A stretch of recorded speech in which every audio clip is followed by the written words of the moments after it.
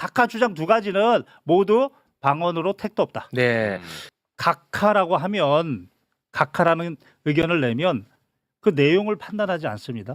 네, 그렇죠. 네네. 각하 쟁점으로 두 가지가 떠올랐던 게 첫 번째는 탄핵 심판의 대상과 요건이었습니다. 자. 내란죄. 대상과 요건. 내란죄가 처음에는 탄핵 심판의 대상이었는데 그 뺐다 이거지. 그 부분을 왜 빼냐. 네. 쉽게 말해서 안고 없는 찐빵이다. 그렇지. 뭐 이런 주장을 했습니다. 예. 지금까지 하고 있죠. 그렇습니다. 두 번째는 뭐냐면 위법 수집 증거다.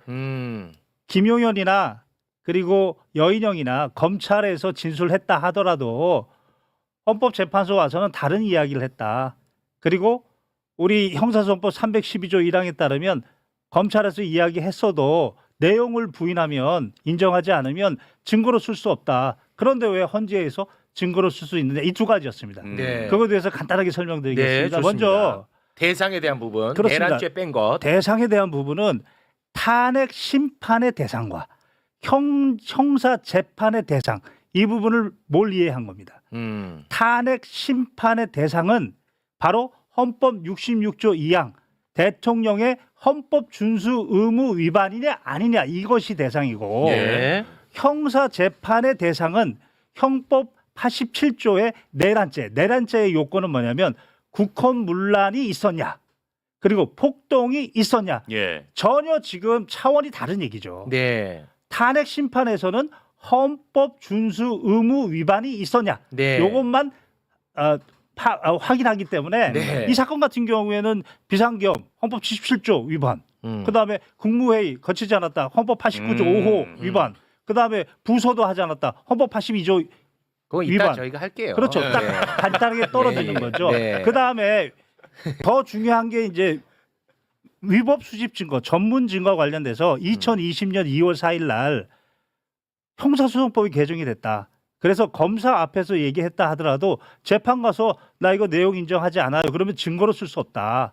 그런데 하물며 왜 탄핵 재판에서 쓰느냐?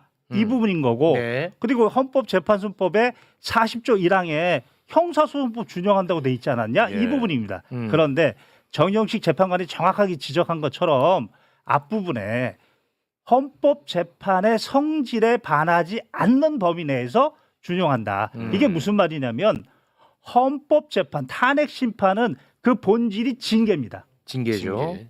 우리 박근혜 탄핵심판에서도 설치를 했지만 파면한다. 2021 헌나 1 이 파면의 성질은 뭐냐면 직위, 네. 권한을 박탈시키는 거지. 네. 정과를 지우는 게 아니다. 형사 책임을 지우는 게 아니다. 예. 그래서 사실을 인정하는 증명의 정도가 다릅니다. 징계 파면에 있어서는 충분한 개연성.